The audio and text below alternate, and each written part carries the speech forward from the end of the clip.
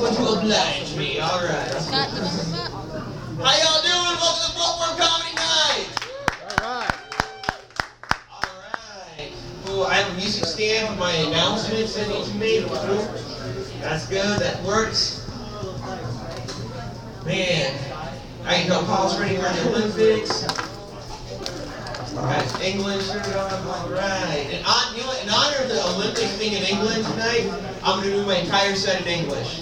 All right. How's that? How's that? All right. Oh my gosh, we got an amazing show for you tonight.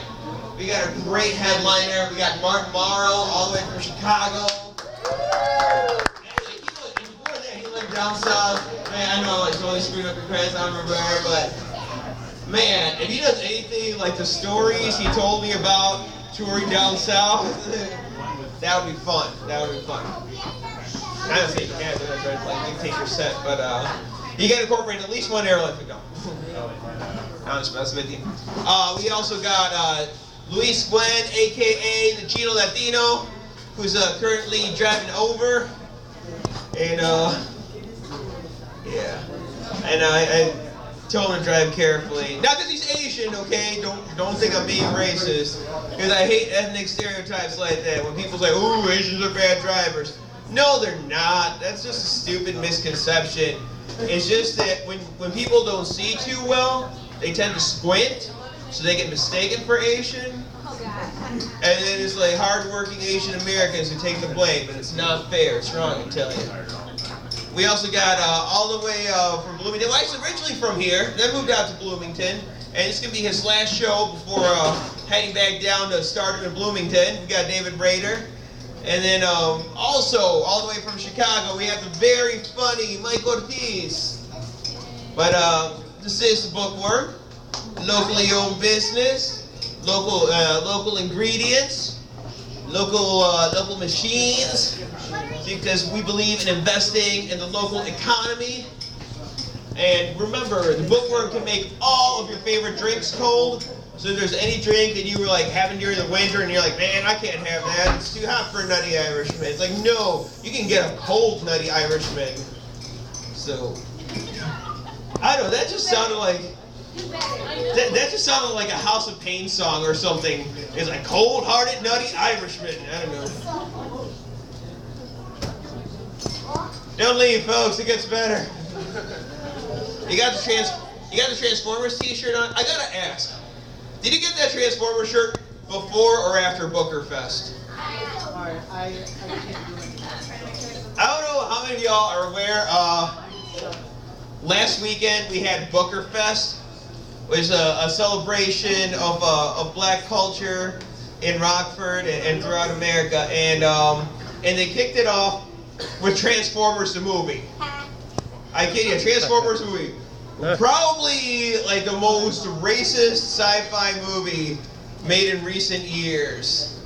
I guess they weren't available to get Jar Jar Binks from Star Wars Episode 1 to do his one-man show. Misa want more banjos? I don't know. Yeah.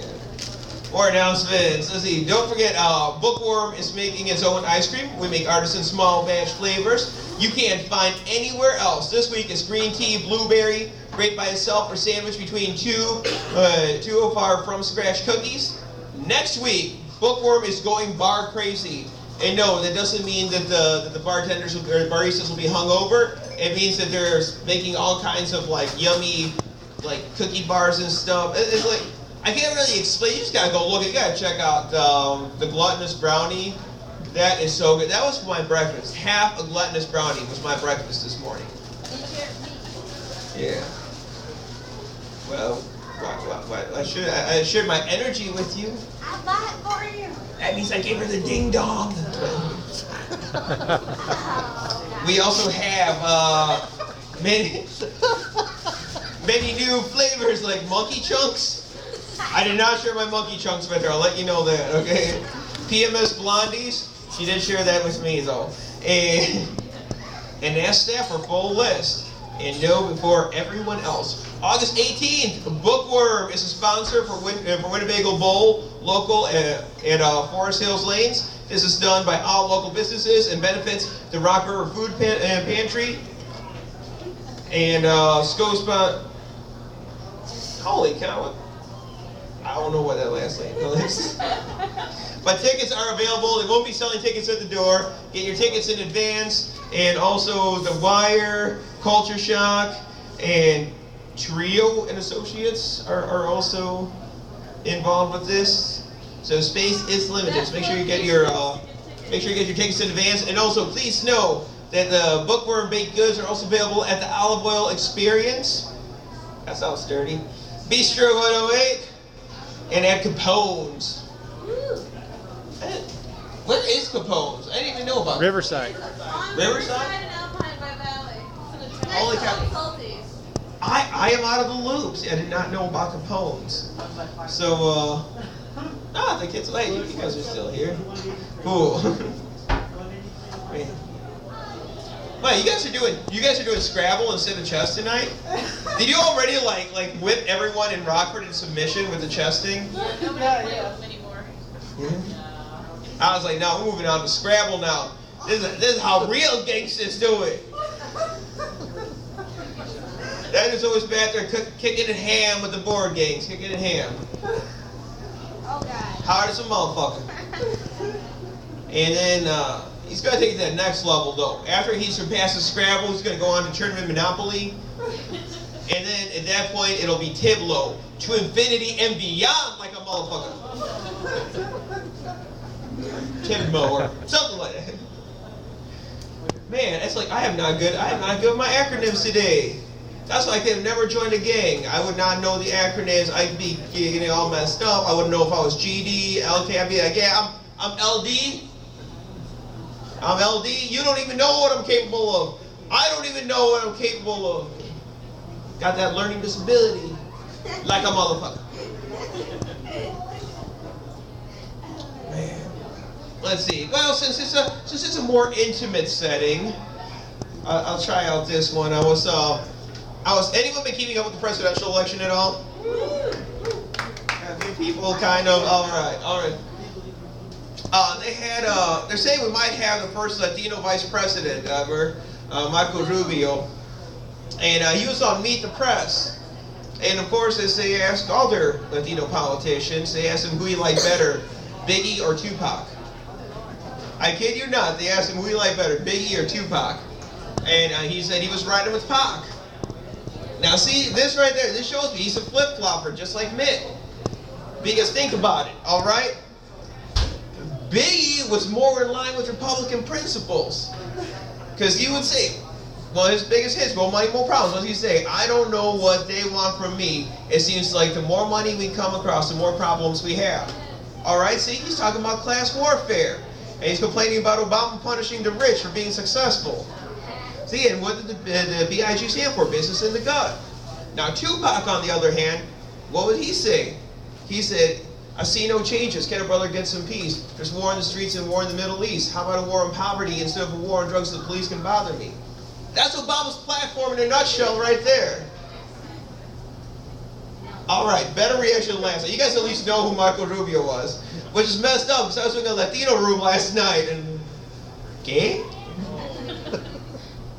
Did he play for Los Bookies? Los Bookies, very, very famous Mexican-American fan of classic rock. So, how about, let's see, let's get something more universal going. Teenage Mutant Ninja Turtles. Anyone like Teenage Mutant Ninja Turtles? All right, a few of you. You guys probably too young to even remember Teenage Mutant Ninja Turtles, aren't you? Maybe it's like, did your dad ever tell you about them? Break out some of the old VHS tapes? And like, son, you gotta rewind this stuff. You can watch them, you gotta rewind it. Well, okay. Did you have a favorite Ninja Turtle? Oh God, Michelangelo, I guess. Michelangelo. My favorite, CeeLo Green. CeeLo Green, yeah. It cracks me up to see CeeLo Green like all these festivals like Coachella and Lollapalooza, where it's like CeeLo surrounded by like an ocean of white people. Because if you listen to his old stuff back when he was with Goody Mob, you listen to the old Goody Mob stuff, I take it? I know CeeLo. Okay. You know who he is. He's like. He's a funny little black man, isn't he? Yeah, but CO we talked about how the white man was the devil and stuff when he was with Goody Mob. And like now he's like doing all these happy, friendly radio songs. So basically he's gone from being Raphael to being Michelangelo. Minus the nunchucks, of course. But yeah. Alright, man. Shoot. Let's see. Let me talk about some other cartoon stuff. Yeah, I want to keep it child friendly. Like Winnie the Pooh. Y'all like Winnie the Pooh? Y'all remember Winnie the Pooh? Gotta love Winnie the Pooh. The only thing is, all the characters were named after what they were. Like Tigger was a tiger. Like Kanga was a kangaroo. But then by that logic, shouldn't Christopher Robin been known as Homo? Because he was the only Homo sapien in the group. What were you thinking? Man, and then, and Pooh Bear. Did Pooh Bear really live up to his name? It was the last time you saw him get Piglet, a Cleveland steamer. Oh dear, such a large turd for such a small piglet. Take it, bitch. And on that happy note, let me bring up our first comic. Y'all ready for your first comic?